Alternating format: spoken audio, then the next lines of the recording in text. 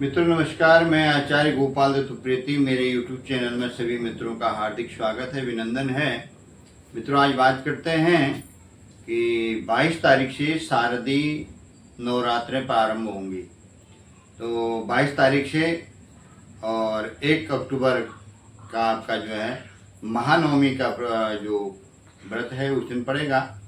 महानवमी का जो पूजन करते हैं और आप इस बार जो है नवरात्रों की वृद्धि हुई है।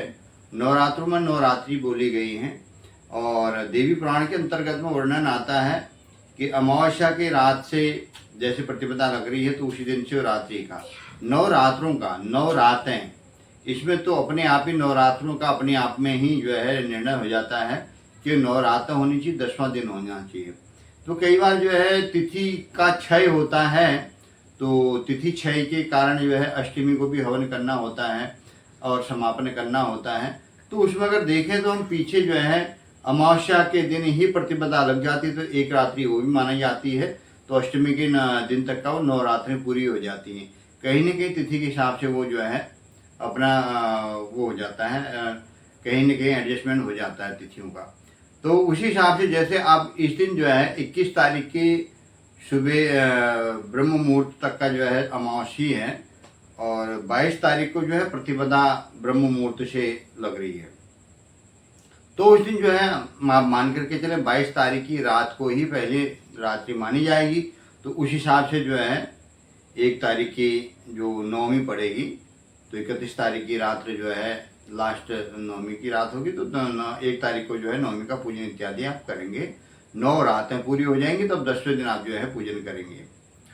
तो इस हिसाब से जो है 22 तारीख से शुरू हो करके आपका जो है 1 तारीख की महानवमी होगी। तो आप जो व्रत करते हैं पहले दिन नवरात्र में जो है गणेश पूजा इत्यादि करके घट स्थापना करें, जौ खेतड़ी इत्यादि जो बोते हैं वो बोएं। और मुहूर्त का जो समय रहेगा सूर्योदय से 10 घटी तक का मुहूर्त रहेगा, अभिजीत मुहूर्त तक रहेगा। अभिजीत मुहूर्त जो है नॉर्मली 11:30 के आसपास में आपका रहता है और उस दिन 22 तारीख का अभिजीत मुहूर्त का समय है 11:55 का। वहाँ तक का आप जो है घट स्थापन कर सकते हैं, कोई दोष नहीं है। अभिजीत मुहूर्त रहेगा 11:55 से 12:55 तक का। 11:55 से 12:55 तक भी आप जो है घट स्थापन इत्यादि कर सकते हैं, कोई दोष नहीं है।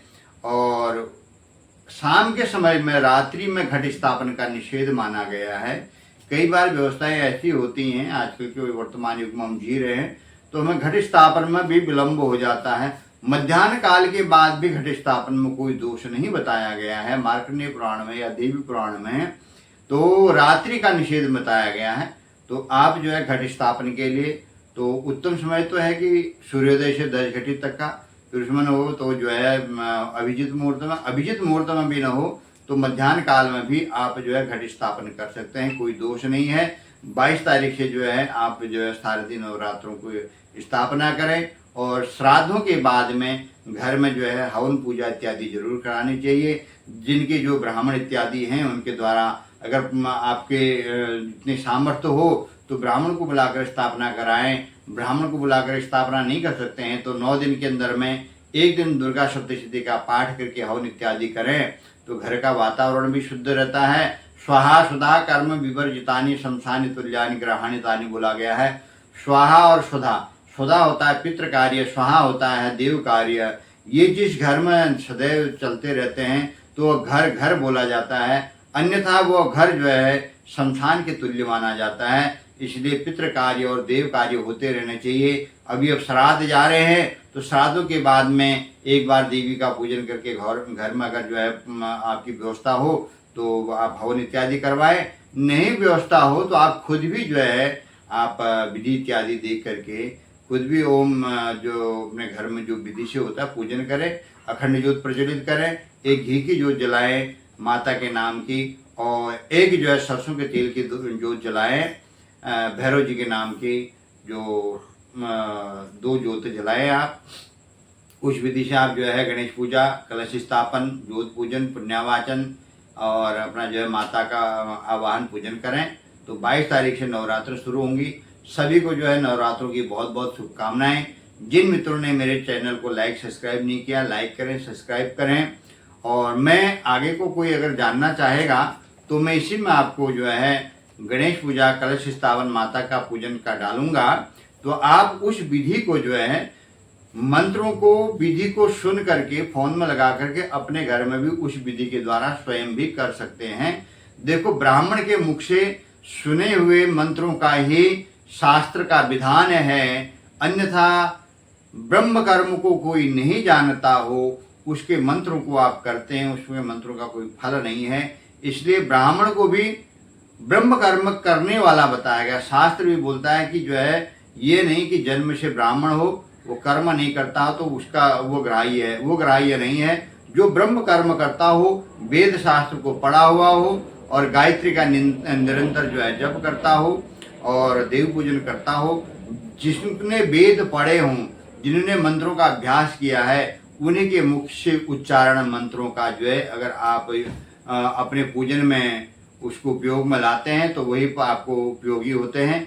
अन्यथा आप जैसे YouTube की वीडियो इत्यादि बहुत सारे देखते हैं, उनमें मंत्र कुछ होते हैं, मंत्रों की परिभाषा कुछ निकाल देते हैं, तो वो अनर्गल लाप है। तो इसलिए उनसे थोड़ा सा बचें। मंत्रों की एक दीक्षा पद्धति होती है, उसके द्वारा ही मंत्र करें। कोई भी जो है इस प्रकार ये मंत्र कर लो, वो मंत्र कर लो, धनवान हो जाओगे, बुद्धिमान हो जाओगे, ऐसा नहीं होता है।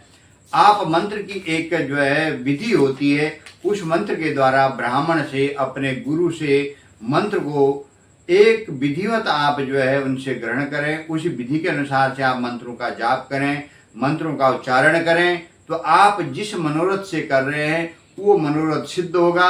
अन्यथा आप करते हैं शुभता के लिए, कहीं न कहीं अशुभता का कारण उसका भोग भोगना पड़ता है। जिस प्रकार दवाइयाँ तो मेडिकल स्टोर में जो है आपको हर तरह की मिलेगी, लेकिन किस बीमारी में कौन सी दवाई लगेगी वो डॉक्टर ही बताएगा। मेडिकल वाला तो आपको कोई भी दवाई, दर्द हो रहा तो कोई भी दवाई दे देगा, हो सकता है उससे आपको जो है कोई परेशानी हो जाए।